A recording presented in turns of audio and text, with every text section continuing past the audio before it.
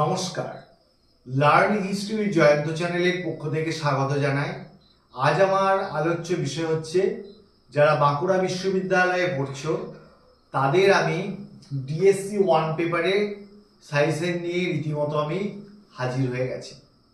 আমি তোমাদের already CC paper 11 এবং 12 আপলোড করেছি। সময়ের অভাবের জন্য আমি তোমাদের প্রত্যেকটা ভিডিও এইভাবে ফেস টু ফেস করতে পারছি না, তার জন্য আমি দুঃখিত। কিন্তু তোমাদের ভিডিওগুলো দেখবে আপলোড হচ্ছে এবং প্রত্যেকটা ভিডিও, প্রত্যেকটা যে সাজেশনগুলো দেওয়া হচ্ছে তোমরা যদি যত্ন সহকারে দেখো অবশ্যই তোমরা উপকৃত হবে। প্রসঙ্গত তোমাদের বলে রাখি যে তোমাদের আমি বাঁকুড়া বিশ্ববিদ্যালয় অনলাইনে পড়াই। অনলাইনে তোমাদের রীতিমতো পড়ানো হয়, পরীক্ষা নেওয়া হয়, প্রশ্ন লেখানো হয় এবং ফাইনাল সাজেশন দেওয়া হয় এবং তার ভিত্তিতে তোমাদের প্রত্যেকটা সাজেশন শুধু দেওয়া হয় না, প্রত্যেকটা সাজেশন পুঙ্খানুপুঙ্খ বুঝিয়ে দেওয়া হয় এবং রীতিমতো প্রশ্নগুলোকে বুঝিয়ে দেওয়ার পর ছেলেরা তবেই কিন্তু পরীক্ষায় যায়। তো একটা গুছিয়ে নতুন সিস্টেমে পড়াশোনা করানো হয়।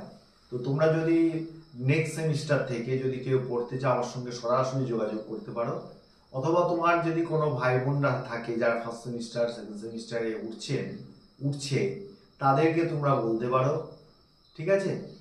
তারা অবশ্যই ঠকবে না, তারা অবশ্যই ভালো জায়গাতে ভালোভাবে তারা পড়াশোনা করতে পারবে। এটা তোমাদের জানানোর অবগতির জন্য আমি তোমাদের বলে দিলাম। এরপর আমি আজকের ভিডিও আসি। তোমাদের বাঁকুড়া বিশ্ববিদ্যালয়ে দুটো অলরেডি ভিডিও আপলোড হয়েছে, তোমরা আশা করি দেখে নিয়েছো। যেগুলো সেখানে বলা হয়েছিল বারবার দেখবে যে যেগুলো স্টার মার্কসের প্রশ্ন সেগুলো সাজেশনের প্রশ্ন, আর যেগুলো এক্সট্রা প্রশ্ন দেওয়া হয়েছে সেগুলো হচ্ছে তোমরা জাস্ট পড়াশোনা একটু করে যাবে, বিষয়গুলো জেনে যাবে। এটা কেন আমি করি তার কারণ হচ্ছে দেখবে এখনকার ছেলেরা মানে তোমরা বই একবারেই পড়ো না। তো বই না পড়ার জন্য তোমরা বিষয়গুলো সম্পর্কে তোমাদের নলেজ খুবই কম।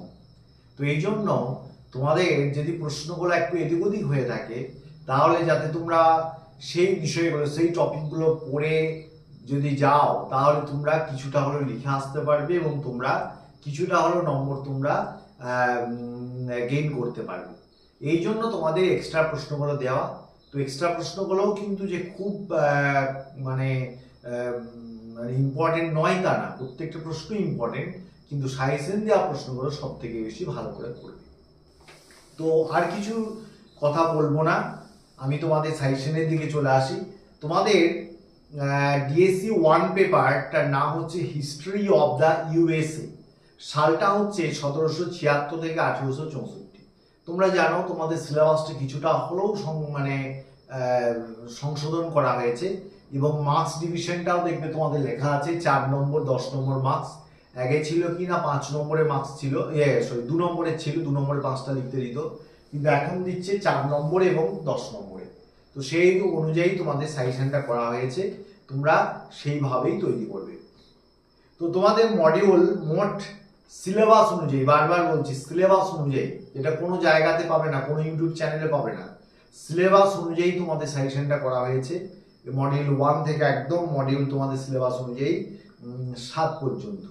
তো কি কি প্রশ্ন প্রত্যেকটা মডেলে রাখা হয়েছে সেটা জানবে এবং যেগুলো স্টার মার্কসের প্রশ্ন আছে সেগুলো ভালো করে পড়বে। যদিও এই পেপারে স্টার মার্কসের প্রশ্ন কিন্তু বেশি দেওয়া হয়েছে।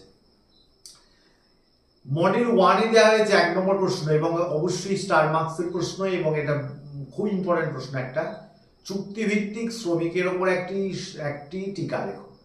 এই প্রশ্নটা স্টার মার্কসের প্রশ্ন, 4 নম্বরের জন্য ইম্পর্টেন্ট। দেখো 2 নম্বর হচ্ছে স্ক্রিনে দেখতে পাচ্ছ তোমরা মডেল 2, 1 নম্বর মার্কিন সংবিধানের মূল বৈশিষ্ট্যগুলি আলোচনা করো। 2, ইউরোপীয়দের দ্বারা মার্কিন যুক্তরাষ্ট্রের ঔপনিবেশিকরণে ধর্ম কতটা দায়ী ছিল, এটা 4 নম্বর হিসেবে আসার সম্ভাবনা। অর্থাৎ মডিউল 2 থেকে আমরা দুটো প্রশ্ন দিলাম, দুটো প্রশ্নই স্টার মার্কসের প্রশ্ন। মডিউল 3টা হচ্ছে সব থেকে ইম্পর্টেন্ট একটা চ্যাপ্টার, সেহেতু এটা খুব ভালো করে পড়বে, অনেকগুলো প্রশ্ন আছে এখানে।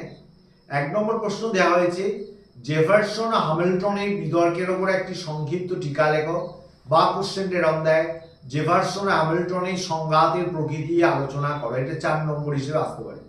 2 টার্নার থিসিসের ওপর একটি টিকা লেখো, 4 নম্বর হিসেবে আসতে পারে।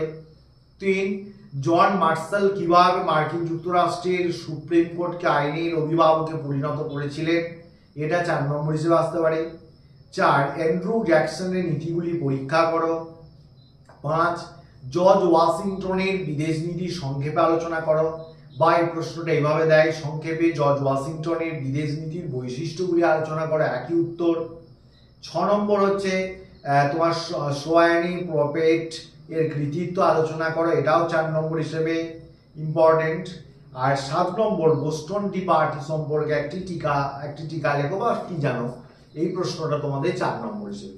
এখানে অবাক করা ব্যাপার হচ্ছে এখানে প্রত্যেকটা প্রশ্নই হচ্ছে স্টার মার্কস হিসেবে দেওয়া হয়েছে, কারণ সত্যি বলতে কি প্রত্যেকটা প্রশ্নই কিন্তু ইম্পর্টেন্ট, কোনটা আসবে সেটাই হচ্ছে দেখার। তো এখানে প্রত্যেকটা প্রশ্নই তোমরা কিন্তু পড়ে যেও।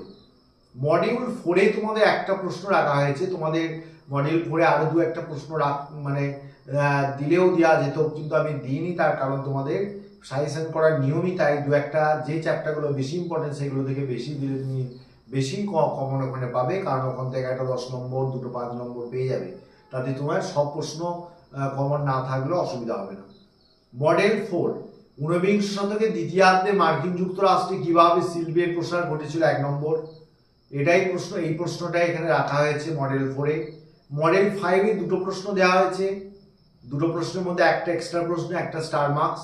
1 নম্বর কৃষি বাগিচা অর্থনীতির বিভিন্ন দিকগুলি পরীক্ষা করো, বা বাগিচা অর্থনীতির বিভিন্ন দিকগুলি পরীক্ষা করো, এটা 4 নম্বর হিসেবে দেওয়া হয়েছে, এটা স্টার মার্কসের প্রশ্ন।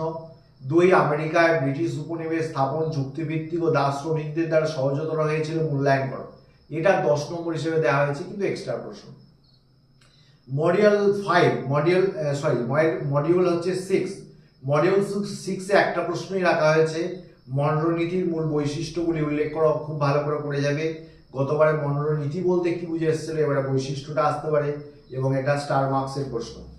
মডিউল 5 হলো 6, 5, 6, 7, মডিউল 7। তো মডিউল 7-এ 2টো প্রশ্ন রাখা হয়েছে, 2টো প্রশ্নই স্টার মার্কসের প্রশ্ন।